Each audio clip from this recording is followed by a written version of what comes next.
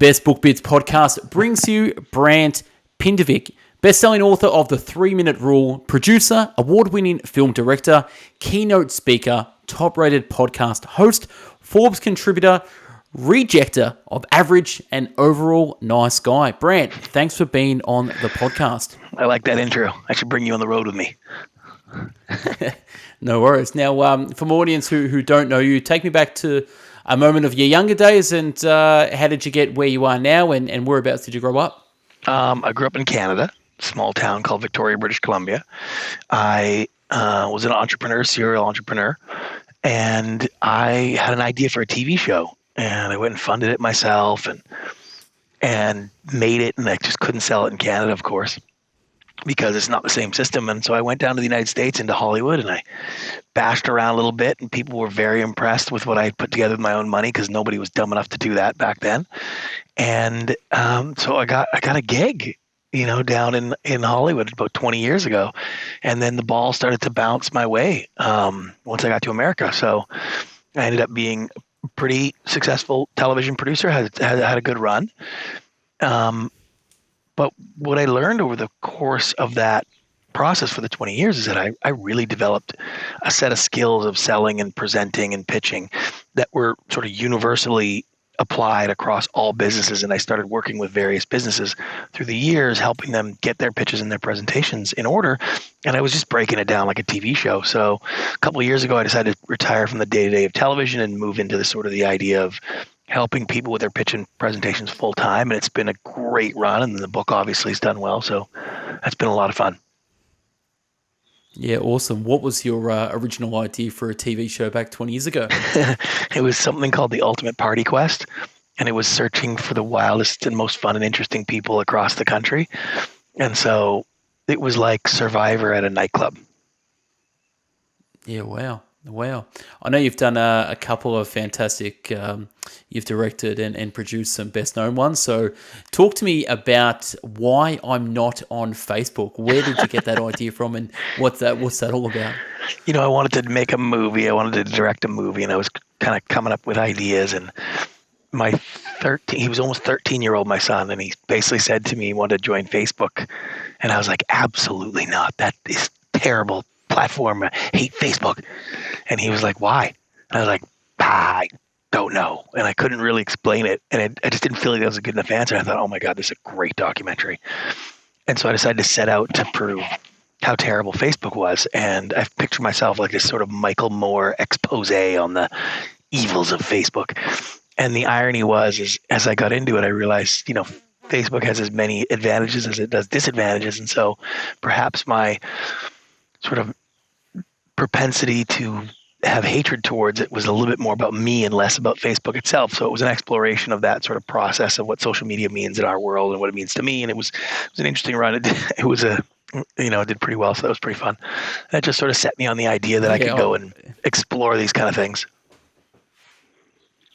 Yeah, got it. And we'll get into the book and pitching in a sec, but I know the next one leading on is, I'm pretty sure I know why you actually did this one. Why I'm not on Pokemon Go. So yeah. Did that have to do with your son as well? No, it was my daughter, ironically, is that I caught her sneaking out of the house one day in the middle of the night. And it wasn't to go meet her boyfriend or anything like that. It was because she was walking around the neighborhood trying to hatch Pokemon Go eggs. And so it had been a craze, that you just sort of ignored. And then when that happened, I was like, yeah, I can't ignore this anymore. So I decided to set out same kind of ideas. Like, okay, why are people into this thing? Like, how could anybody like this stupid game with crappy graphics? And so I just realized through the course of the film that it really wasn't about Pokemon Go. It was that this is something that my daughter was interested in. And like for the first time in my parenting life, I could actually explore something she was interested in instead of dragging her along to things I was interested in, because we did spend a lot of time together. It was a very active and involved parent, but it was mostly on things I wanted to do. And so this is the first time I explored that. And so the film sort of explored that. We did it as a digital short, and it was great. It was a great piece. It was fun. Yeah, cool. I know. I've read some of your filmography and all the things you've been associated with, directing and executive producing. What is Kitten Ball 1, 2, and 3? So Animal Planet did a show called the Puppy Bowl at halftime at the Super Bowl here, and it was a Yep. huge hit for years. And all it was a fake, sort of like arena-looking set, and they just have a bunch of puppies running around during halftime. And so Hallmark Channel reached out, and they were like, "We want to do cats in the Kitten Bowl Yeah. with kittens." And I was like, "I can make that happen for you." And so we designed the set and the show, and got a friend of mine, Beth Stern, involved to host it. And it was just, it was just basically the puppy bowl with kittens. Not the greatest sort of creative leap I've made in my career, but it was a pretty good run with that one. So you went from television, producing, directing, to professional speaking. Was that the Yeah. next? How did that sort of evolve from what you were doing? You know, what had happened was an investment banker had sort of stumbled across me at this hotel one time. I was pitching my family. We were at late night, had a few drinks. I was pitching family that was in town at the bar, and I was pitching them TV shows that had not been picked up by the network, basically saying, "Look how stupid the network are. Hear how brilliant my TV shows are." And everybody was like, "Oh my God, it's the greatest show ever." Because, my ego was needing that at the moment. So I was pitching all these shows, and this guy sort of overheard, and he came up to me after, and he was like, "Hey, listen, can you teach my clients how to do what you do?" And I was like, "No, TV shows are very hard to deal with." He says, "No, I'm going to show my clients how to pitch their ideas without putting people to sleep." And I was like, I have no idea. So I went and saw one of his seminars. They do these sort of investor presentations where you have a group room full of investors and companies come in and make their presentations. And I saw this oil and gas one. And it was the worst thing I had ever seen in my life. And so the guy just, asked me if I would come help him out. And so I said I'd try it. So I helped redo his presentation, and he left a message on my phone a few weeks later just saying, "You've changed my life. I'll never forget what you've done for me. My wife thinks you put something in my drink. I'm so appreciative. We completed our round. Everything in my life is better now." And I was like, "Oh my God, no network president had ever said that to me ever on any of my TV shows." And like I make the joke, I'm one chromosome away from being a caveman. So my ego was like, "Oh, I like that. Let's get somebody else to tell me how pretty I am." And so, I started working with these companies, and it went really well. And so then I started training companies and groups, and that just led to more presentations, and I like the public speaking stuff. And so, I booked some pretty good sized gigs, and those went well. And once you hit a few of those, like, when you're doing a 4,000, 5,000 person sort of one of these conferences, and you do that well, it just becomes everybody wants you to come do that the next time. And I think what I was speaking about was so different than a lot of the motivational side of the public speaking world. I wasn't telling inspirational stories, and I wasn't telling you how to just be better, do better, be smarter, believe in yourself. Like, I wasn't doing that. I was like, "Hey, here's how you could change what you do and be more effective at communicating, and here's why." And I got a few interesting stories from my years in Hollywood, so I was able to mix some of that. But it just went really well, and I liked it, so I started doing that a lot. Yeah, perfect. And then you condensed, I guess, your pitching on stage into a book called the 3-Minute Rule. Say less to get more from any pitch or presentation. You're like the coach of people going onto Shark Tank. Would that sort of sum up a little bit? 3 minutes to pitch to a shark. Yes. I mean, yes. In theory, yes. The irony is that just what people don't understand about Shark Tank is each one of those pitches takes about 2.5 hours. And a lot of that is just people making them stand there silently so we can get a bunch of weird reactions from their face so we can edit it in. And so they just yap and yap and yap, and then we chop it down to 3 minutes, which is ironic. Because it's actually relative. It's not easy to put a pitch into 3 minutes. It's taken me 20 years to learn how to say things in 3 minutes. I joke all the time, but I had why put 3 together. minutes? Why 3 minutes? Why not 4 minutes, 5 minutes? Where's Okay. the 3 minutes? Is Excellent the attention question. span, So the 3-minute rule basically states that everything about your business, product, or service must be conveyed clearly, concisely, and accurately in 3 minutes or less. And the reason is that if you look at the way humans form decisions, we conceptualize the decision. We have to understand what it is we're talking about. We contextualize, meaning how does it work for me? And then we actualize, make decisions on what we want to do. And scientifically, if the longest, if you lead somebody with a story, that's why I use a lot of Hollywood storytelling techniques in these pitches and presentations. If you lead somebody with a story before they make their initial decision, yes or no, and I'm sure everybody listening has had this experience where someone comes to pitch you or present you something, and in those first 30 seconds, 10 seconds, you already have yes or no in your mind. If you do it right, the longest you could extend that yes or no is about 3 minutes. That's the scientific sort of backdrop of the longest people take to make a decision. And I do this thing on stage where I have somebody come up and I make them sort of basically tell us their favorite movie in every detail. And people are surprised that a movie you've seen 100 times, you literally can barely speak for 3 minutes on it. And it's because our brain processes the information. And if we can do it in bits and pieces, so what I teach people is how to lead your audience, right? With a technique called the inform and lead. We have been trained in sales and marketing and pitching and presenting to use an old school format called the state and prove method. And basically what that is, the old idea that if we state something you want, then you'll pay attention. And so it's like, I'm going to state, would you like to lose weight and eat anything you want? And the theory is your customer or your audience goes, oh, yes, I would. I would like that. Great. Now let me prove to you why I have the system to do that, right?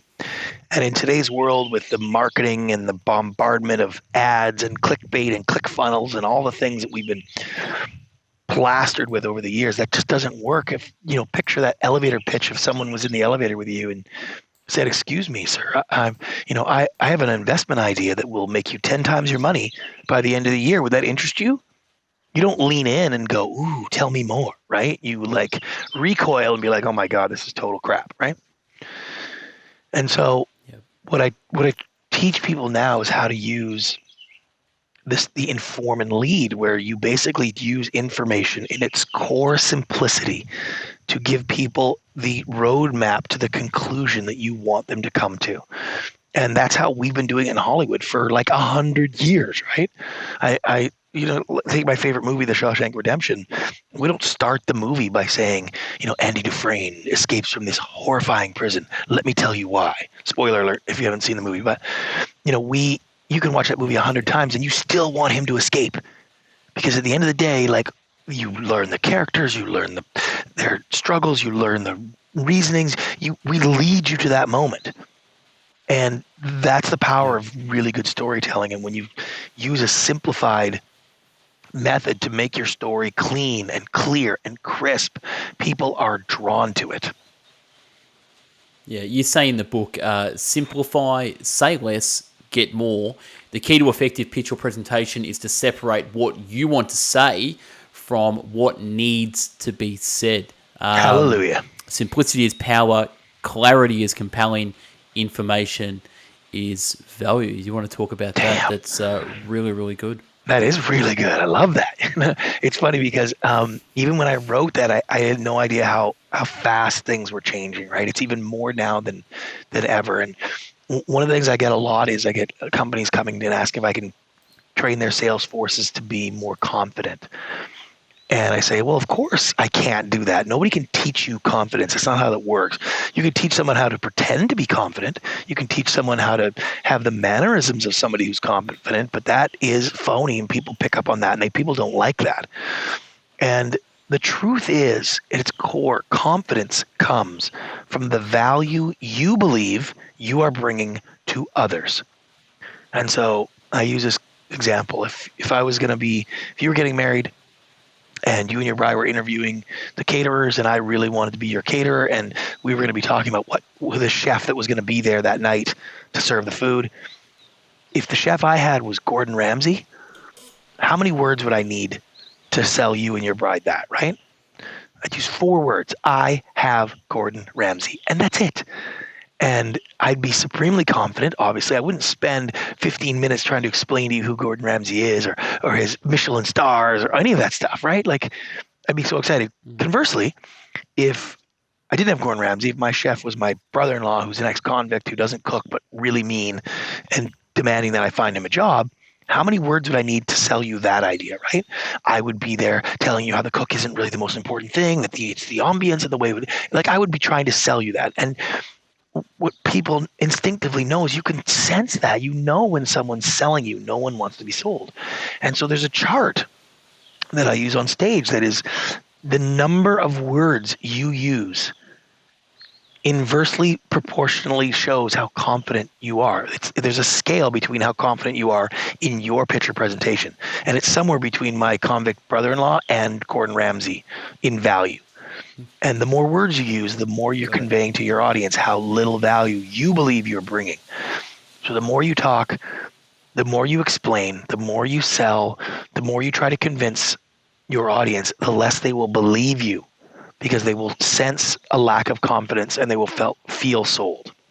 And so the 3-minute rule, Got it. Yeah. While it's amazing in structure on how to put your pitch together, the benefits of being more confident and having more success and having people more drawn to your pitch is sort of exponentially drives where we're at. It's been incredible to see that and to see people get so much more confidence and more sort of power when they're pitching because they're using less. Yeah.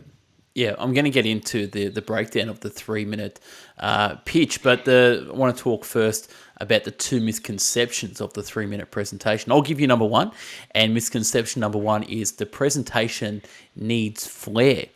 Okay, Yeah. Can you remember what misconception number 2 is? Needs flair, and that my business is super complicated and I need to explain it all. Yeah, correct. That's right. It's amazing. Yeah, talk about that. Because that is I would say that's probably the number one thing I encounter most times is that people are like, yeah, I get it, but my business is very complicated. I have a lot of different things going on. And, I deal with a lot of biotech companies and life sciences, and the science guys are always like, yeah, but this is genome therapy, anti-rejection type 1 diabetes drugs. Like, this is a huge issue, It's very complicated. And the truth is that it's, in those situations, it's actually the other way around. And I actually have better luck and more response from the companies that I work with that are incredibly complicated because they don't realize how the simplification makes such a huge difference. And I use this example. I have a friend and a client who's an incredibly wealthy individual, and they run the largest hedge fund dedicated to human longevity. So basically everything they invest in, billions of dollars, is in companies that are specializing in extending human life, mostly through pharmaceuticals and therapeutics. And that's it. That's all they do. And so I happen to see a ton of startup companies and new pitches coming around. So when I send something to Greg, I literally can't get him to open the email unless I summarize it in about 2 sentences. And that's it. It's like this is an algorithm platform that searches for previous cancer treatments and uses artificial intelligence to cross-reference. Like, right? Whereas if you heard that company try to explain what they do, it would take them 9 minutes, right? But because Greg is one of the top scientists in the world and the most knowledgeable, and he's a doctor, and he's the smartest person I know. So I don't have to make it complicated for him because he's so smart. It's the other way around. I have to give him just the absolute core. And then he's like, okay, I know what it is. Let me see if I'm going to read more, right? And it's the same thing in your business. It's the same thing in anybody's business. If your business has complications, that is a clear indication you need to actually go the other way around. The simpler you make it, the more effective it will be. Because if it is complicated, it means that people will tune out because they can't process all that information at once. So it's not the way people work. They need to get the concept. Correct. I've heard it said a confused mind says no. People want it straightforward, summarized, and sort of no bullshit. People don't really have time these days. Short on time. So I'll give you the 3. I know you wrote the book, but I'll just summarize to my audience the 3-minute sort of pitch, which is conceptualize, contextualize, and actualize. So the first 90 seconds is conceptualize, explain what it is and how it works. And then after that, the next 60 seconds is contextualize. So we engage and verify details. And the last 30 seconds is you want to actualize. So you want to encourage the buy-in or opt out. So how important is the last part of getting people to actually actualize your concept and contextualize that in their head? Well, you may be surprised to learn that it's not all that important because we've focused a lot on like overcoming objections and the close, and it's like, guess what? People know those tactics and they don't like them. And what people like is someone who basically just lays it out clear and crisp and clean, and the conclusion should be obvious. Your audience should be interested and in a place of engagement, and that's what I train people to do in the book, is like how to get your information in a place where they want to ask questions. How do you get your pitch in a 3 minutes so that they basically engage with you? Because I talk a lot about that in the book, is the objective of your presentation is not to get someone to sign on the dotted line. If that's the objective of your presentation, you are buggered, because that's not the way people work, right? Like the objective of your presentation, the pitch, should be to get them to engage with you, to ask meaningful questions, to understand the process enough to want to see if it works for them or how it works, right?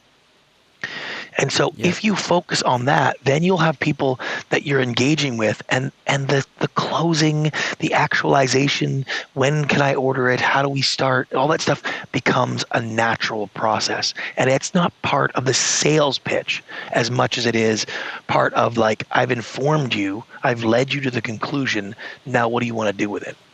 And I worked with a company that does a lot of timeshares, which is a very difficult sales business, because you're dealing with traditionally an industry that's kind of, hid the fine print and tries to get you to buy on emotion, right? Get you all swept up and then you sign on the dotted line. And what we worked on a lot is like, hey, if you could get the unqualified people, the people that are never going to buy this, out of your offices faster, you'd get to the people who actually would benefit from the timeshare structure, easier, and it would increase your hit rate, right? And that's basically what we ended up doing, is shortening these scripts and making it very clear where the value was. And their hit rate went from about 18% to like 68% in the course of less than a year. And it's because they weren't going through this entire process and then at the very end saying, and it only costs $12,000 after a 45-minute presentation. I went through one that was 90 minutes before they told you what the price was. Who would buy like that today, right? And I was saying, like, I wanted to know the price about 5 minutes in. And I had to wait another 85 minutes before you told me, because all you wanted to build value. And it was just like, yeah, maybe in 1974 that worked. Like, I don't know, get a time machine. But in the real world, it was just like, here's the way our system works. The condominium process. Here's how you buy. Here's the value. Here's what it costs. Here's why we save you money. Is this something you'd be interested in? Like, it was easy, and it was terrifyingly hard at the same time, because they were a very entrenched group. Yeah, got it. Now, I like this little thing in your book called what is the fire alarm test? The fire alarm test. It's a little bit of a shocking one, because it helps people really understand. I used to do this to clients all the time. I would just stop them in the middle. Imagine if you were in a pitch or presentation and, 3 minutes in, the fire alarm went off and everybody had to leave the building. And it was just a drill. And then they say, yeah, all clear, come on in. And is your audience, the person you're pitching to, are they going to want to come back in? What if we didn't go back to the office? Would they have enough information to make a decision, right? And the truth is that actually happened to me in a pitch in MTV. I had the president of the network in MTV for this pitch. I was so excited, and it was going well. And about, I don't know what it was, 2-3 minutes into the pitch, fire alarm went off. We all had to go out to the parking lot. Then they come in, all clear. We go back, and he doesn't come back into the room. He's like, yeah, I got something else to do. I've already heard enough. Not interested in hearing more. And I was like, damn. Like, that's the world we live in, right? So fire alarm test is where you basically stop your pitch and presentation right now in 3 minutes, at 2 minutes, at 1 minute. If someone just heard 1 minute, would they be interested in hearing more? If you could only tweet your idea to somebody, that's it. If your entire pitch had to be tweeted, 140 characters, would they want to pick up the phone when you called, right? And if you can't get your pitch into that mode, you are fighting uphill. If you need to weave a complicated tale just to get someone to understand what it is you do, you are struggling right now, as I've met hundreds and probably thousands now that go through that. Yeah, well, look at online these days. I mean, you just have to check your spam inbox in email, and you make a decision within sort of 1 second whether to delete or read. YouTube ads, you've got 6 seconds to make a decision if you want to skip it. Yeah. Instagram stories, you might have a couple of seconds until you swipe right. So we're trained even in more. this very, very quick. But yeah, Yeah, even like think more. about So, LinkedIn. I mean, do you have much? Yeah, Like think about yeah. LinkedIn, right? Like how many of those messages do you get from someone? Like basically, it's a sales platform now, right? How many of those do you read? Yeah. Like in the first few seconds, as soon as someone you realize this is somebody trying to sell me something, you're like, click, delete. Like that's the world that we live in today. So imagine being someone who needs to sell something. It's like the world has created a sophisticated audience that just does not have time for you. They do not want your tricks. They do not want your neuro-linguistic programming. They do not want any of that stuff. It's like you're selling something. Oh, great. Just tell me what it is, how it works, and how much it is, and I'll make a decision. Go away. Like effectively, that's the Yeah, it's audience sort of you are fighting. turned in.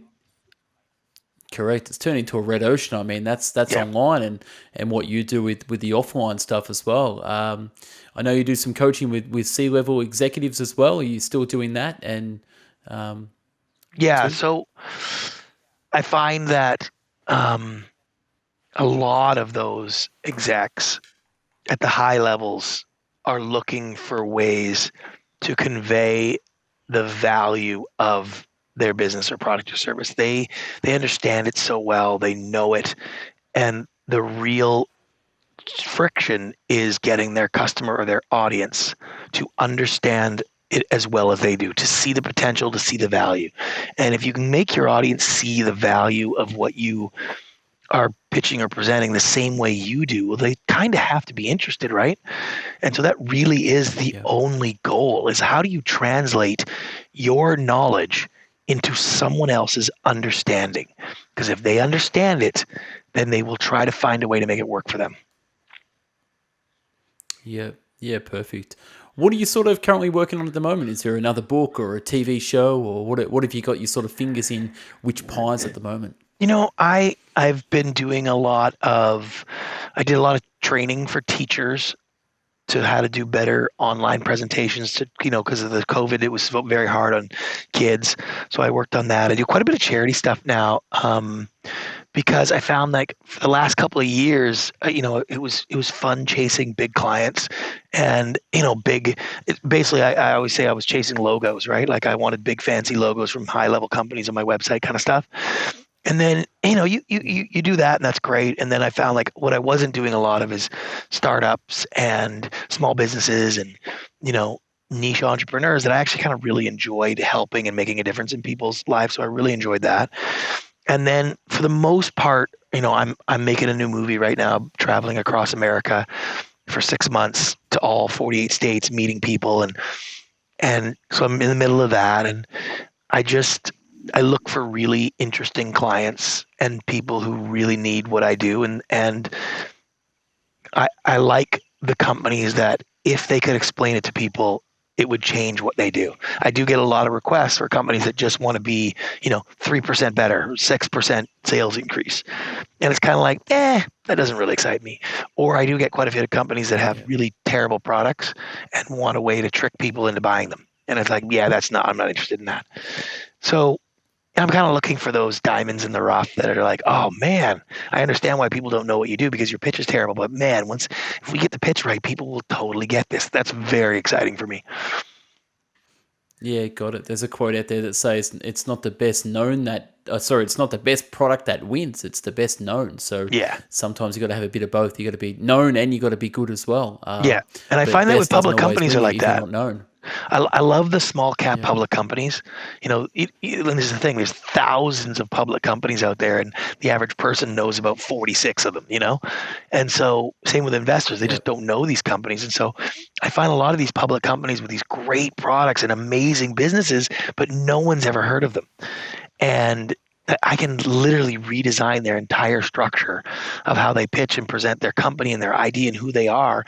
And it's like the result of that is so fast and so exciting and visceral, because when people know about it, the stock price goes up and people get involved, and All they do is tell a better story. It's It's an amazing process. I love those small cap public companies. Yeah, their success is your success as well, and being involved in those companies as well. But Yeah. look, I'm going to ask you, sort of wrap up the interview, and ask you one little last question I asked my audience. Now, if you were to host a dinner party with three people from the past, that they could be dead or alive, but famous, who would they be, and what would you serve them? All people who are from the past, or Three dead or people alive. from the past, Okay. dead or alive, or famous. Who would they Okay. be, and what would you serve them? Well, I mean, I would have to go with Steve Jobs. So I was a big fan. Yeah. I would have to go with Yul Brynner, my favorite actor of all time. And I think I'd have to go with like my grandpa, as weird as that is. But like, he died when I was 13, and I was a dickhead when I was 13, and I never got to spend enough time with him. So that's been like one of the regrets of my life is like, oh, didn't have the time. So there are the three people. And I do, and I don't know if you guys, the Benny, but I do like a teppanyaki grill. Like I don't cook very well, but I do one thing really well is I have a teppanyaki grill, like a Benihana's, and I do an amazing show with that, with a throw in the shrimp and the onion volcano and the whole thing. So I'd have to do that. That would be a good TV show to watch you do that. No, Yes, it that's would. perfect. That would be a good dinner. Now, for my audience, where could they find you online, and where can they purchase the book as well, the 3 Minute Rule? I'm pretty easy to find at 3minuterule.com. Or BrantPinvidic.com, either one like that. Books available pretty well everywhere on Amazon or any of the big book retailers and whatnot. And my website, you can get autographed copies and whatnot. So, yeah, I think the book's done really well. It's been great. I'm really been happy how many people it's sort of helped just change the course of their lives through finding more success in business. That's kind of cool. Yeah, great. And what would be the last message you would leave my audience, and maybe just a tip or a message from Yeah. yourself? I say, like, I promise you, if you use the system, you will get to say everything you want, just not all at once and in the first 3 minutes. And that is the hardest thing for people, is to cut out the fluff, because they want to say everything. It's the things in their presentation are so important to them. And they like, if I don't say this now, I won't get to say it. And I promise you, from doing this, hundreds and thousands of clients, you will get to say everything that you want, and all the cool phrases and all the cool facts and figures you have. I promise you'll be able to get to those. But if you don't learn how to separate your information into what needs to be said in order, those things that you love so much that you want to talk about, no one will hear them. Yeah, great. Yeah, perfect. Sounds good. Well, Brant, thanks for being a guest on the Best Book Bits podcast. To my audience, go follow this man, buy his book, The 3 Minute Rule. Brant, have a great day, and thanks for being on the show. Carry on, brother. No worries. Thanks so much. Have a great day.